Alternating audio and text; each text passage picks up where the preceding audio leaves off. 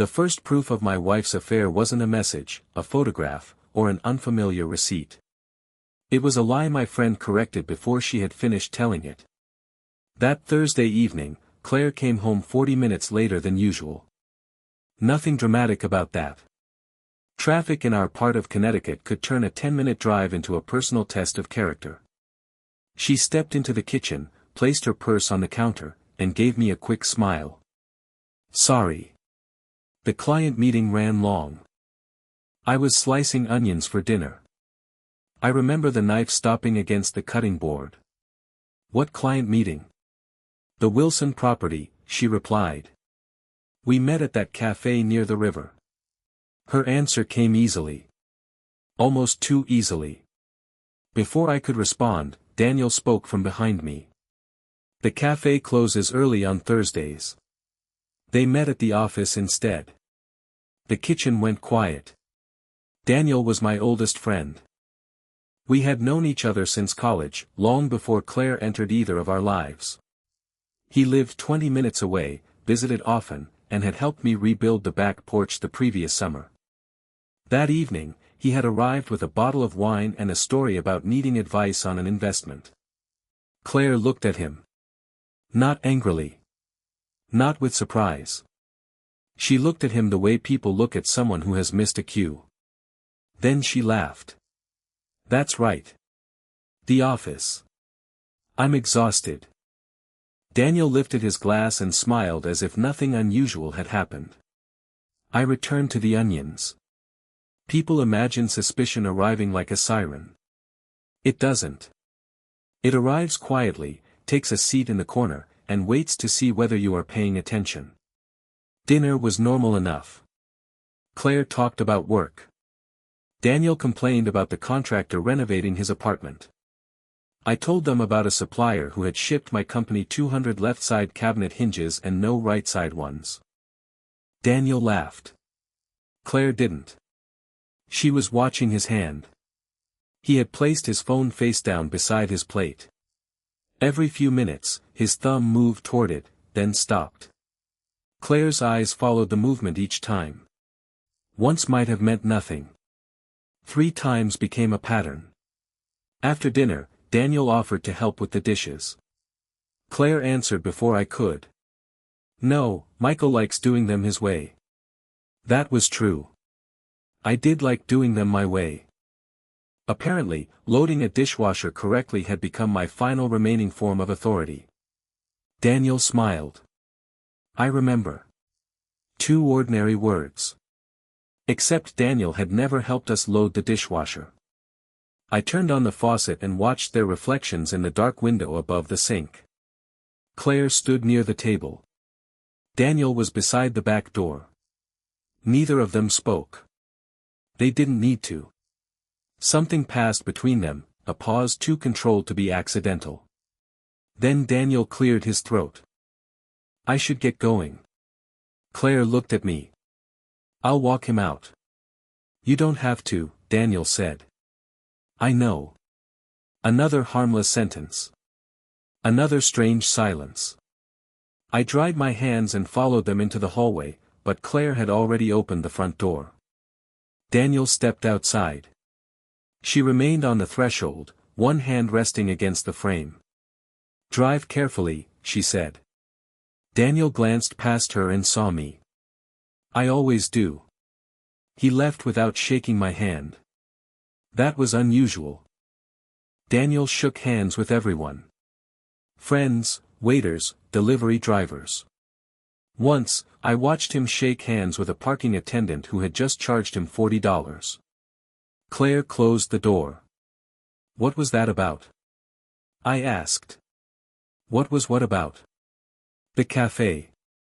She sighed as though I had accused her of organizing an international conspiracy. I mixed up 2 meetings, Michael. People make mistakes. Daniel knew where you were.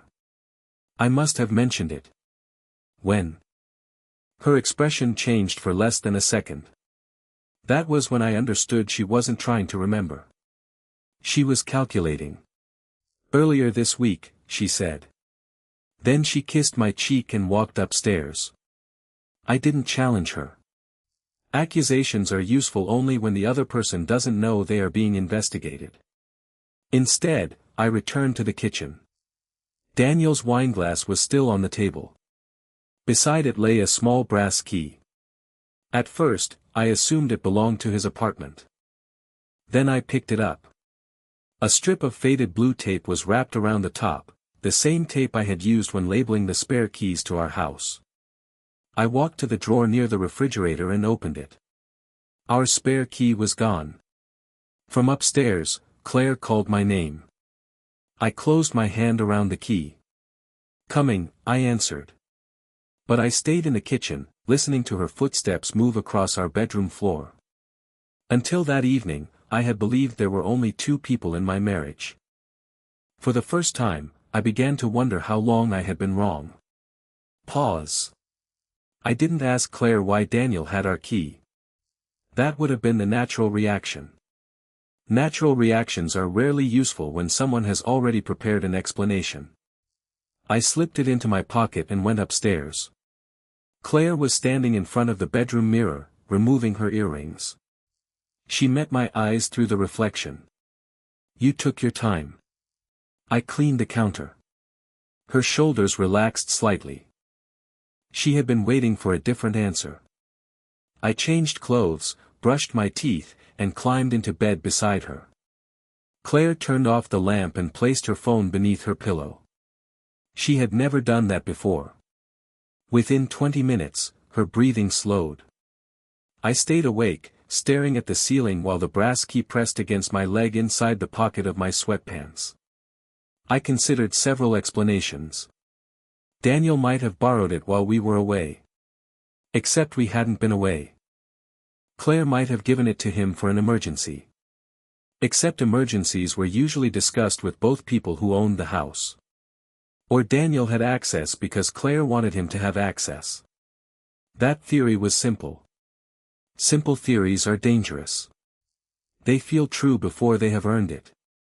The next morning, I waited until Claire left for work. Then I took the key to the front door. It fit. Not approximately. Not after some effort. It slid into the lock smoothly and turned. I stood there with my hand on the knob, feeling something cold settle in my chest. The key proved access. It didn't prove why. At 8:15, I called Daniel. He answered on the fourth ring. "Morning, Mike." His voice sounded normal. Too normal, perhaps, though suspicion can make ordinary breathing seem rehearsed. "You left something here last night." A pause. "What?" "A key." Another pause. Longer this time. "Oh. Right. What does it open?" "My storage unit." He answered quickly, but not quickly enough. "Blue tape?" "Yeah. I mark all my spare keys that way." That was his first mistake. Daniel didn't use blue tape. I had helped him move apartments twice. He labeled everything with white tags written in black marker. Boxes, cables, remotes, even a plastic container full of spare screws. He was organized to the point of comedy. "Want me to bring it over?" I asked. "No rush. I'll grab it next time." His relief was almost audible. We talked for another minute about nothing. Weather. Work. A basketball game neither of us had watched. Then I said, "Claire seemed tired last night." Silence. Not much. Maybe half a second. But long enough. "Did she?" he asked. "You saw her." "Sure. I just wasn't paying attention." That was his second mistake. Daniel always paid attention. After we hung up, I photographed the key and returned it to the exact spot where he had left it. I wanted to know who would come looking for it. At noon, Claire called. "Are you home?" "I'm at work." "Did Daniel leave anything at the house?" I leaned back in my chair. "Like what?" "I don't know. He texted me saying he might have dropped something." Daniel had not called me after realizing the key was missing. He had called my wife. "I haven't noticed anything," I said. Claire went quiet. Then she laughed softly. "Probably nothing important." "Probably."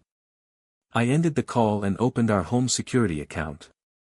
Daniel had helped select the system. He knew where the cameras pointed. He apparently didn't know what else the system recorded. Every time the alarm was disabled, the account stored the user code and exact time. Claire and I had separate codes. A third code, meant for contractors, had supposedly been inactive for nearly a year. I downloaded the entry history. The contractor code had been used 9 times in the previous 6 weeks. Always on Tuesdays or Thursdays. Always between 2 and 4 in the afternoon. Always while I was at work. On 3 of those days, Claire had told me she was showing properties. On 2, she had claimed to be meeting her sister. Once, she had sent me a photograph of her lunch from a restaurant across town. I looked at that photograph again. A bowl of soup. A folded napkin. Claire's wrist at the edge of the frame. No face. No background. No clock. Evidence doesn't have to be fake to support a lie. Sometimes it only has to arrive at the right moment. At 4:30, I left work early and parked 2 streets from our house. Claire arrived at 5:12. She usually came home around 6. She hurried inside without taking her laptop bag. 7 minutes later, she came back out. She stood beside her car, typing on her phone. Then Daniel's sedan turned onto our street. He slowed near the house but didn't stop. Claire lifted one hand slightly. Not a wave. A signal. Daniel continued around the corner. Claire went back inside. I waited 10 minutes before driving home. When I entered the kitchen, she was cutting vegetables as though she had been there all evening. "Early today," I said. The meeting was cancelled. I glanced toward the dining table. The key was gone. Claire noticed where I was looking. "What is it?" "Nothing." I opened the refrigerator. That evening, she was unusually attentive. She asked about my day, laughed at my worst joke, and suggested we watch an old movie together. Halfway through it, her phone lit up on the coffee table. No name appeared. Only a message preview. "He knows about the key." Claire grabbed the phone so quickly she nearly knocked over her glass. I kept my eyes on the television. She watched me for several seconds. Then she stood. "I need some water." As she walked into the kitchen, I heard the faint sound of rapid typing. I didn't follow her. I didn't need to. The message confirmed that Claire and Daniel shared a secret. But it also suggested something else. They weren't only afraid I had discovered the affair. They were afraid I had discovered what the key was for. Pause. The next morning, while Claire poured coffee, I said, "I'm having the locks changed Friday." The cup stopped halfway to her mouth. "Why?" "The front lock has been sticking." "It seems fine to me." "It's old." "That sounds unnecessary." "Probably. But I already called someone." That was a lie. Claire disliked wasting money, but her reaction had nothing to do with the cost. Her eyes moved toward the drawer where we had kept the spare key. Then she smiled. "All right. You know best." Claire only said that when she believed the opposite. At 3:40 that afternoon, she texted me. "Working late tonight. Don't wait for dinner." Thursday. I replied. "Same here. Inventory problem. Might be past 9. Then I drove home. I parked inside the garage, shut the door, and entered through the kitchen. The house was silent. At 4:12, the side door keypad beeped. I was standing in the dark hallway. The door opened. Daniel stepped inside. He carried no flowers. No overnight bag. Nothing that would have made the situation simple. He carried a gray document case. He closed the door behind him and stood still, listening. Claire entered a moment later. She locked the door and whispered, "We don't have much time." Daniel placed the case on the washing machine. He said he'd be late. That's what worries me. I remained beyond the hallway corner. Daniel opened the case. "We should move everything," Claire said. "Not until the structure is ready." "You keep saying that." "Because it's true." He removed a thick folder marked with my name. Michael Reed, personal. Claire opened it. Inside were copies of my bank statements, medical records, company documents, and a draft prepared by a law office. My wife wasn't merely hiding a relationship. She and my closest friend had been building a case against my judgment. Daniel turned a page. "If he challenges the capacity finding, this won't be enough." Claire lowered her voice. "I told you I won't lie to a doctor. You won't have to. You'll describe what you've seen." "What I've seen isn't a diagnosis." "No, but it establishes a pattern." She didn't answer. Daniel continued. "Confusion. Repetition. Irrational business decisions. Suspicion toward people close to him. He hasn't made irrational business decisions. Not yet." Claire stepped away from the folder.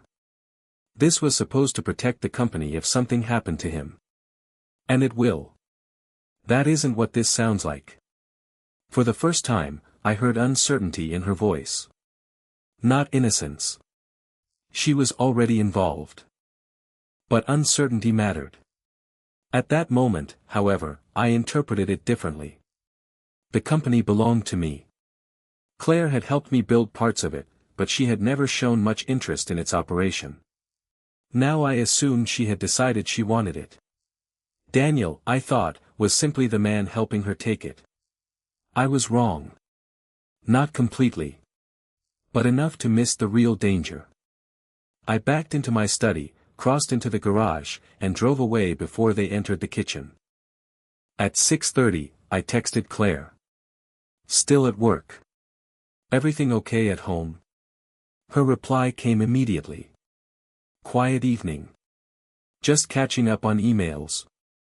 When I returned after 9, Claire was in bed holding a book upside down. "Long day?" she asked. "Complicated. You look tired." "I am. You've been tired a lot lately." The sentence was gentle, but deliberate. I sat on the edge of the bed.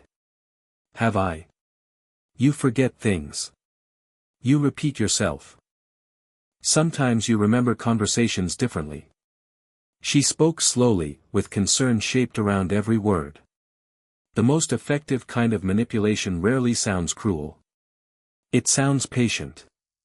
Claire touched my shoulder. "Your father had problems near the end. Maybe you should speak to someone." My father had suffered a mild stroke at 78. He had never been diagnosed with memory loss. Claire knew that. "I'll consider it," I said. Relief crossed her face. Then guilt. It disappeared almost immediately, but I saw it. The next morning, I scheduled a full cognitive evaluation. Not because I doubted myself. I wanted a dated medical record created before Claire or Daniel could create one for me.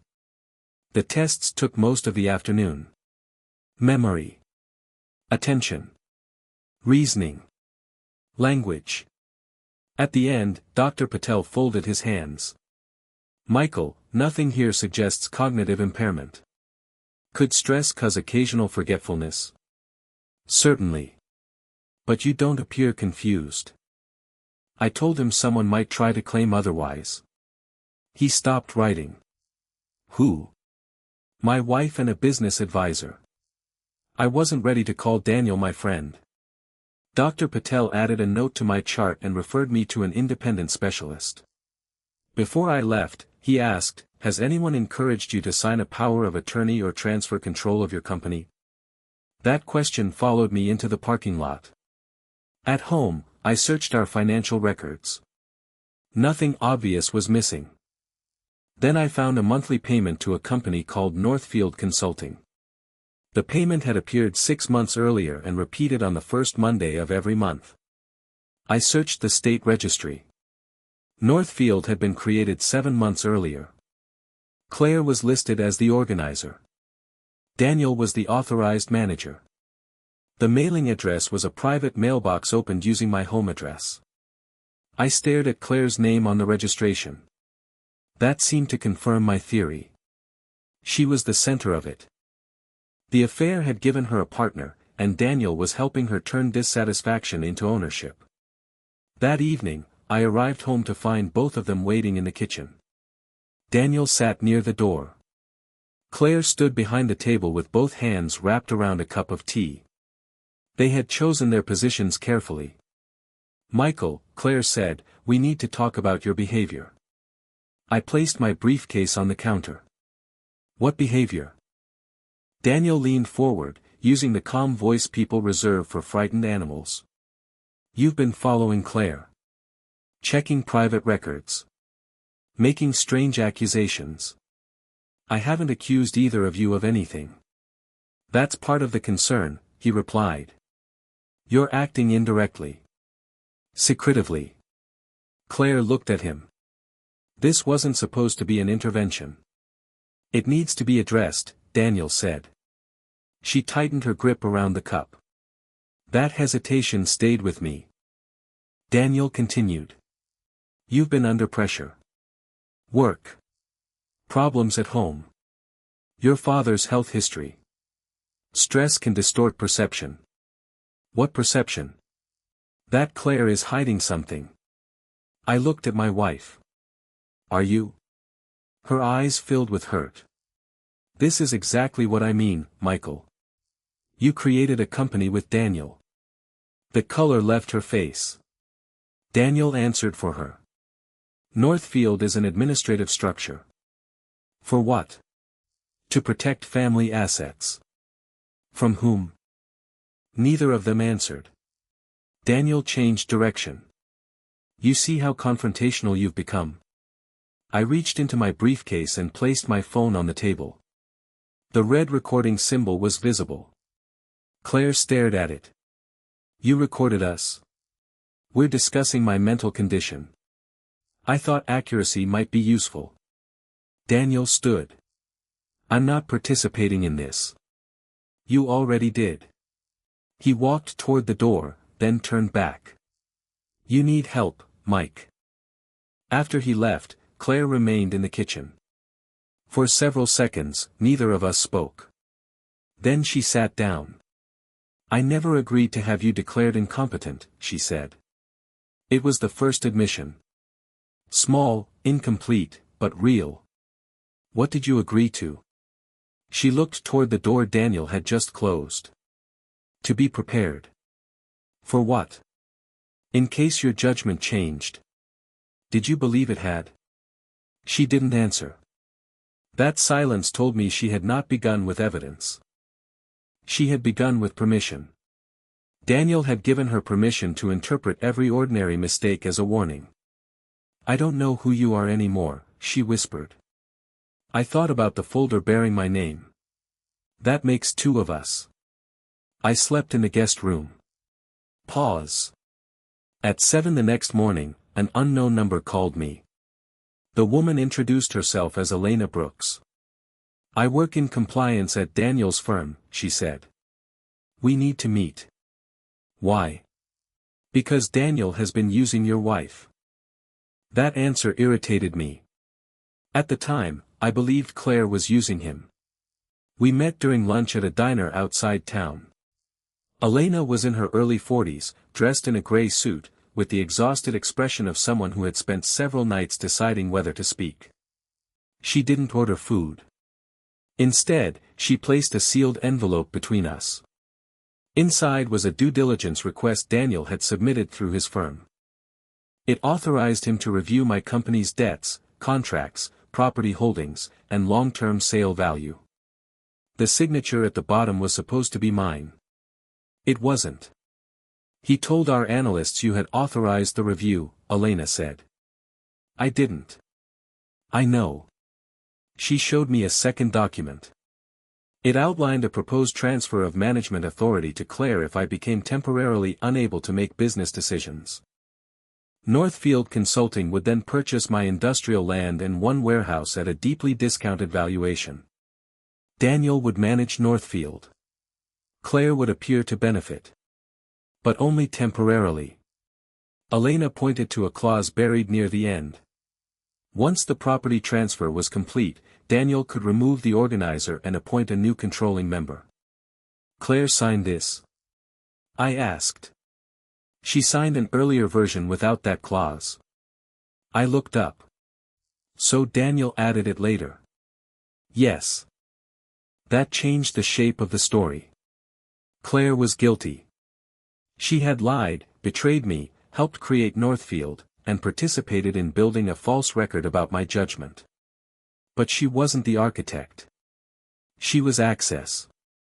Elena opened a second envelope. Inside were internal notes from 3 older client files Daniel had handled over the previous 4 years. The cases were different, but the language was almost identical. Confused. Emotionally unstable. Unable to manage complex assets. Dependent on an adult child or spouse. In each case, Daniel had encouraged the family to transfer property into a temporary holding company. In 2 cases, he later received consulting payments connected to the resale. Why hasn't your firm acted? I asked. We didn't see the pattern until your file appeared. And now? I opened a formal compliance review yesterday. Does Daniel know? Not yet. Elena looked directly at me. There's something else you need to see. She slid a printed email across the table. Daniel had sent it to a property developer 9 months earlier. 3 months before the affair began. The message was brief.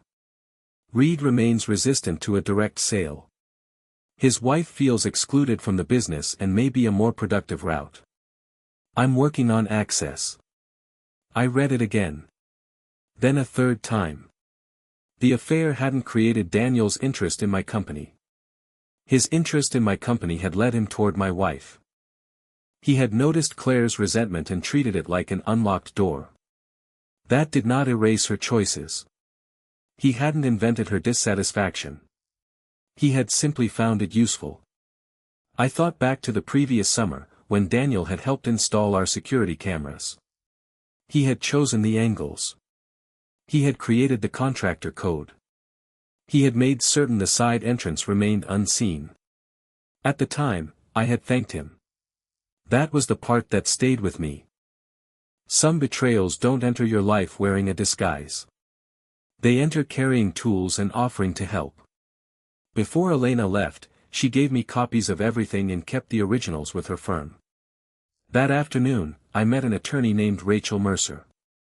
She read the documents without interrupting. When she finished, she folded her glasses and placed them on the table. Your wife may say Daniel manipulated her. He did. That doesn't remove her responsibility. I know. What do you want? I want the truth established before either of them can replace it with a diagnosis. Rachel helped me secure my company accounts, notify the bank, and formally revoke any unauthorized access. Then we prepared a decoy. It was a draft agreement offering to sell one warehouse and the industrial land to an unnamed buyer. The price was deliberately low. Low enough to attract anyone who believed I no longer understood the value of my own property. I placed the agreement inside my study drawer.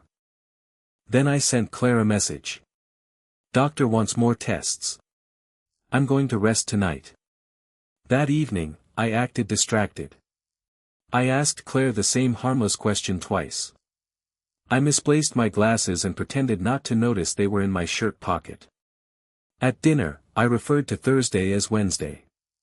Each mistake was small. Claire watched every one.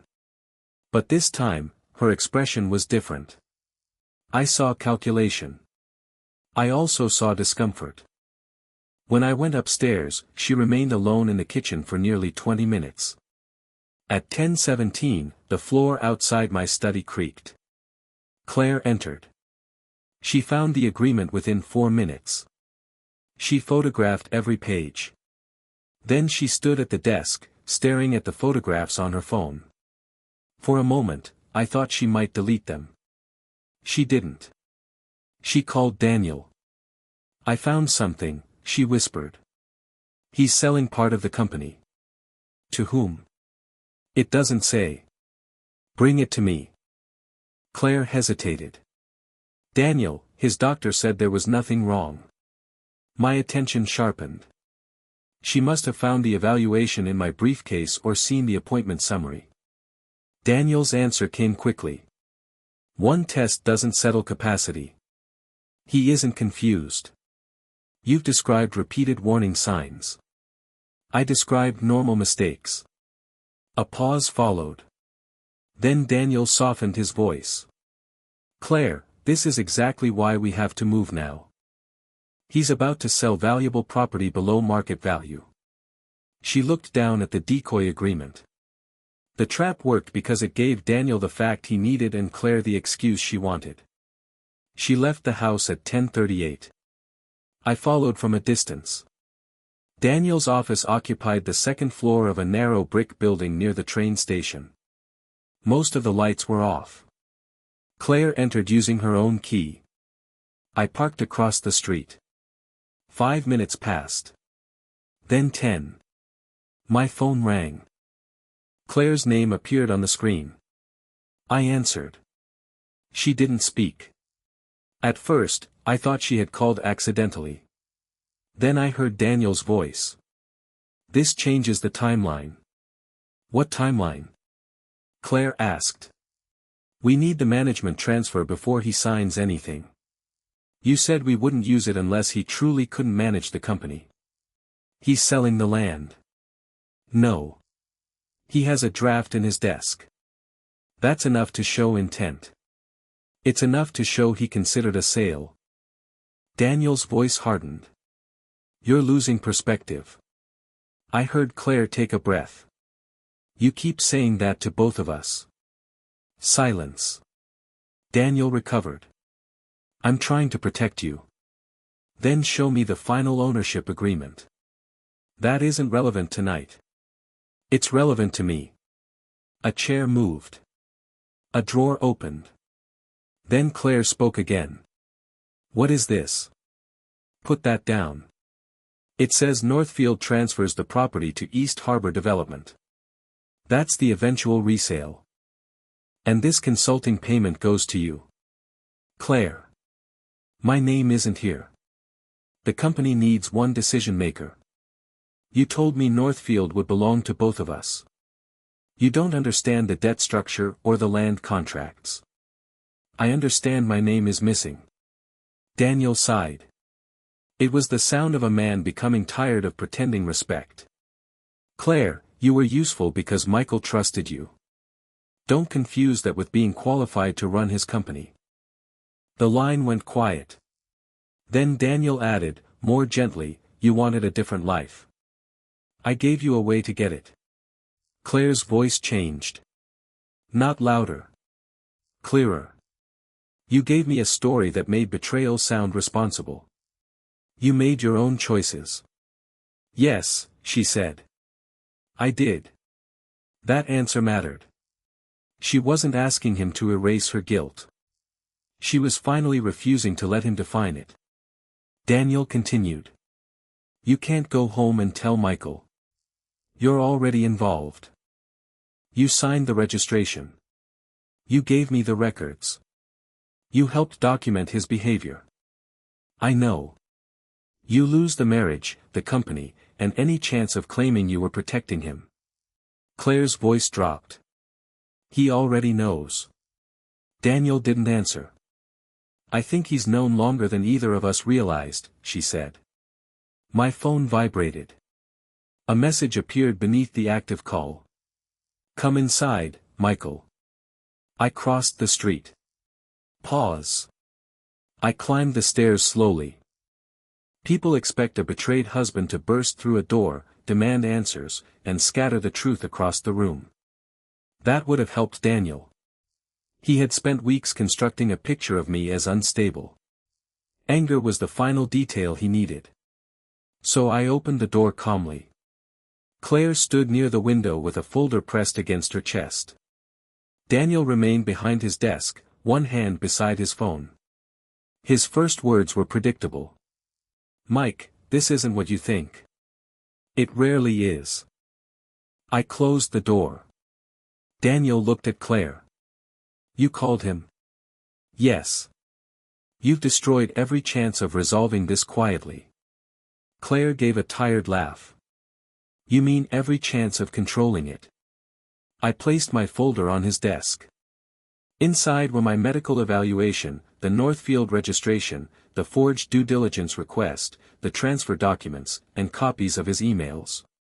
Daniel looked at the top page. Then at me. "You've become paranoid."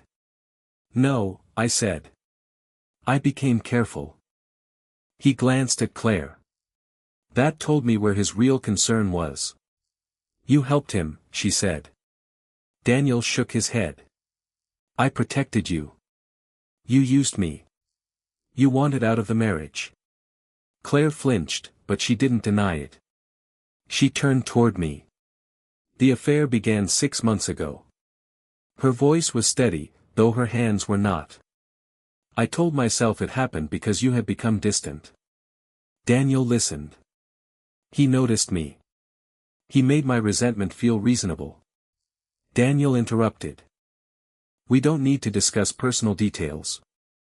Claire looked at him. "That's all I was to you, wasn't it? A personal detail." He exhaled sharply. "Anything you say now could expose you legally." "Not concern. Leverage." I looked at Claire. "Did you give him my financial records?" "Yes." "Did you create Northfield?" "Yes." "Did you help him describe ordinary mistakes as signs of decline?" Her eyes lowered. "Yes." "Did you believe I was incapable of managing my company?" "No." That answer hurt more than the others. She had not been mistaken. She had been willing. Daniel stepped forward. She was trying to protect herself. "You had shut her out for years." Claire looked at him. "Stop speaking for me." The room became very quiet. I removed one final document from my folder. It was the email Daniel had sent 9 months earlier. The one written 3 months before the affair. I placed it in front of Claire. She read the sentence about being a productive route. Then she looked at Daniel. "You approached me because of the company.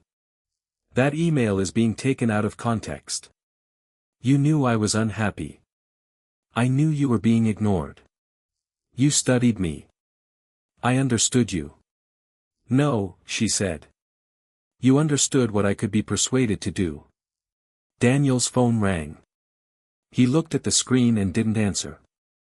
It rang again. Then his computer displayed a notification. "Account access suspended, compliance review." A second notification followed. "Preservation notice, do not alter or remove company records." Elena's review had reached the partners. Daniel stared at the screen. For the first time, he had no prepared expression. No concern. No patience. No superior calm. Only calculation without enough time to complete itself. "You contacted my firm," he said. "Elena did," I replied. "I gave her evidence." He looked toward the door. "Your building access has probably been disabled," I said. "I wouldn't test it by carrying out a box." No one shouted. No one threatened anyone. Daniel's consequences began with a locked account, a ringing phone, and a folder he could no longer control. That felt appropriate. He had built his scheme through paperwork. Paperwork was now closing around him. Claire and I left together but drove home separately. For 3 days, we barely spoke. Then she placed her wedding ring on the kitchen table. "I'm not asking you to forgive me," she said. "Good." She nodded. "I did love him. Or I thought I did." "You loved how you felt when he agreed with every disappointment you had about me." Her eyes lifted. "That sounds cruel." "It isn't. I made the same mistake with him." Daniel had reflected loyalty back at me. History. Brotherhood. The comfort of believing that time made trust permanent. With Claire, he reflected importance. Excitement. The idea that dissatisfaction was proof she deserved whatever she wanted next. He did not create our weaknesses. He simply learned how to speak through them. Claire moved out that week. We handled the divorce quietly. No public campaign. No effort to turn our private failure into entertainment for people who had never lived inside it. I kept my company. Claire accepted responsibility for the records she had provided and the documents she had signed. She cooperated with the investigation into Daniel and Northfield. Daniel's firm suspended him. The authorities later reviewed several of his previous client files. I never followed every legal detail. By then, I had spent enough of my life studying him. Months later, I received a letter from Claire. I left it unopened for nearly a week. When I finally read it, there were no excuses. Only one sentence. "I thought the secret was the affair, but the real secret was how easily I agreed to stop seeing you as a person." I folded the letter and placed it in the drawer near the refrigerator. The same drawer where we had once kept the spare key. For a long time, I believed Daniel had entered my life through the side door. That wasn't true. The copied key only opened the house. Friendship opened everything else. It gave him knowledge of my routines, my business, my marriage, and the small resentments Claire and I had stopped discussing. The affair was not the beginning of his plan. It was the moment two separate failures met. His willingness to exploit trust. And our willingness to leave parts of our marriage unexamined because honest questions felt uncomfortable. That is what I learned when it was over. Betrayal rarely begins with the first lie. It begins earlier, when people stop protecting the truth between them. And once truth is left unprotected, someone will eventually find the key.